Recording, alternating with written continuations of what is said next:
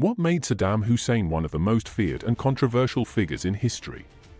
Known as the Butcher of Baghdad, his reign of terror left a deep scar on Iraq and the world.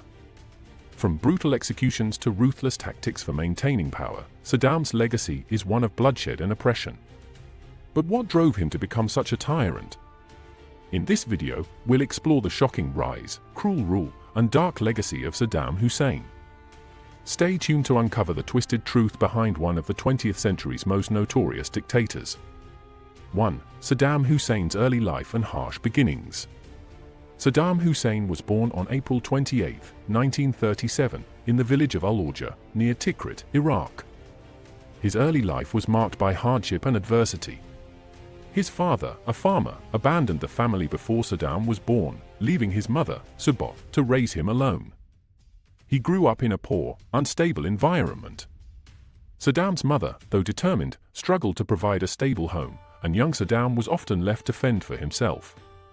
At the age of 10, his mother sent him to live with his uncle, Khair al-Tulfa, a former army officer, who would play a significant role in shaping Saddam's worldview. 2. Saddam's brutal upbringing and escape to Tikrit.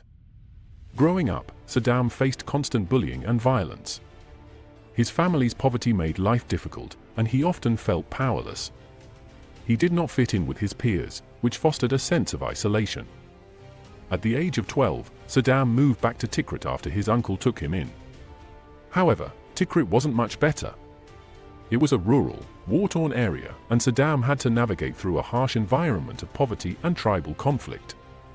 During his time in Tikrit, Saddam began to display his knack for violence and manipulation.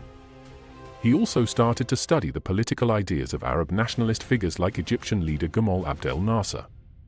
This period of his life was crucial in shaping his ruthless nature and desire for power. 3. Rising through the ranks of the Ba'ath Party. Saddam's political career began in earnest when he joined the Arab Socialist Ba'ath Party in the early 1960s. The party's ideology resonated with Saddam, especially its focus on Arab nationalism and its desire for political and social revolution in the Middle East. Saddam quickly rose through the ranks of the Ba'ath Party, impressing his superiors with his organizational skills and ruthless tactics. He became involved in several covert operations, including assassinations and acts of political violence, which solidified his reputation as a man willing to do whatever it took to achieve power. In 1963, the Ba'ath Party overthrew the government of Iraq, and Saddam began working in the government security apparatus, particularly in the intelligence services, where he quickly built a reputation for his cruelty and competence. 4. The failed assassination attempt of Prime Minister Qasem.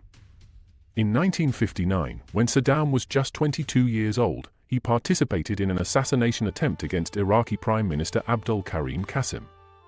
This was an early indication of Saddam's willingness to use violence to achieve his political aims. The assassination attempt was a failure, and Saddam was severely wounded in the process. He was forced to flee Iraq and sought refuge in Egypt, where he spent several years recuperating and continuing his work with the Ba'ath Party. Despite the failure of the assassination, the event marked a turning point in Saddam's life. It solidified his belief that violence was an essential tool in politics, and he learned the value of perseverance, even when things went wrong. 5. Saddam's imprisonment and political influence. In the years that followed the assassination attempt, Saddam's political activities took on a more strategic nature. After Qasem was overthrown in 1963, Saddam was imprisoned for a brief period due to his involvement in a failed coup attempt. While in prison, Saddam's political connections remained strong, and he continued to influence events from behind bars. His time in prison also allowed him to refine his political philosophy and understand the power dynamics within the Ba'ath Party. Once released, Saddam became an even more powerful figure within the party, as he had the backing of key military and political figures who appreciated his dedication to the party's cause. 6. Saddam's role in Iraq's nationalization of oil. Saddam's political agenda was shaped by his desire for control over Iraq's resources, especially oil. One of his most significant achievements in the early years of his political career was his involvement in Iraq's nationalization of its oil industry. As vice president under Ahmed Hassan al-Bakr, Saddam pushed for policies that would reduce Western influence over Iraq's oil resources. In the 1970s, Iraq began to nationalize foreign-owned oil companies, a move that dramatically increased Iraq's wealth and its ability to control its own resources. Saddam was instrumental in this process, using the newfound oil wealth to solidify his control over Iraq's political and military structures. The nationalization of oil allowed Saddam to strengthen Iraq's economy and position it as a regional power. It also helped Saddam build a cult of personality, as the country's newfound prosperity was attributed to his leadership. 7. Saddam Hussein's ruthless rise to power in 1979. In 1979, Saddam Hussein took the final step in his political journey and assumed the presidency of Iraq, following the resignation of his mentor, Ahmed Hassan al-Bakr. Saddam's rise to power was anything but smooth. He had already eliminated rivals within the Ba'ath Party, consolidating power through purges and threats. Once in power, Saddam's rule became characterized by extreme authoritarianism. He quickly silenced any opposition, often through brutal tactics, including executions and imprisonments. Saddam's rise to power marked the beginning of a new era in Iraq, one that would be defined by his iron-fisted rule and a cult of personality that portrayed him as the savior of the Iraqi people. 8. Public executions and Saddam's display of power. Saddam Hussein was notorious for his use of public executions to instill fear and maintain control over Iraq. Throughout his rule, he would often organize mass executions of those accused of treason, espionage, or political opposition. These executions were sometimes carried out in front of large crowds, serving both as punishment and a warning to others. Saddam believed that by making these acts public, he could demonstrate his absolute power and control over the nation. The executions were often brutal and swift, and they played a key role in Saddam's strategy of political intimidation. By instilling fear in the populace, Saddam sought to prevent any challenges to his authority. 9. Saddam Hussein's family and public image. Saddam Hussein was known for his tight control over his family, whom he positioned in key roles throughout his regime. His sons, Uday and Qasi, were groomed to inherit positions of power, with Uday serving as the head of the Iraqi Olympic Committee and Qasi taking control of the military. Saddam's family played a crucial role in maintaining his authoritarian rule, and his relationship with them helped to project an image of familial loyalty and unity. However, his family's public image was also a reflection of Saddam's own.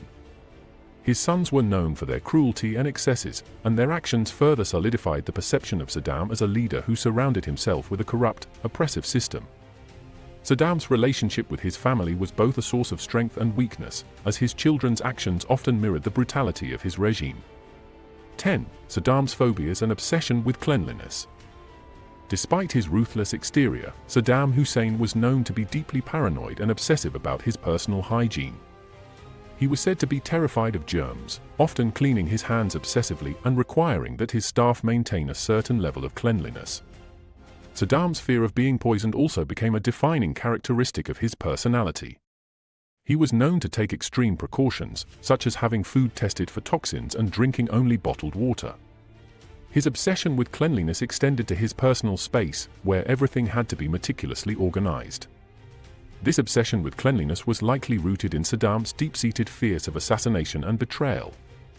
These phobias also reflected his increasing isolation as he sought to control every aspect of his environment, including his physical health and safety. The psychological toll of his paranoia only intensified over time, contributing to his increasingly erratic behavior as he became more entrenched in his role as the leader of Iraq. Saddam Hussein's reign of terror left a lasting impact on history, and his story is a haunting reminder of the consequences of unchecked power. If you found this deep dive into his life intriguing, don't forget to like and subscribe for more thought-provoking content. We'd love to hear your thoughts on his legacy. Drop a comment below to share your opinion.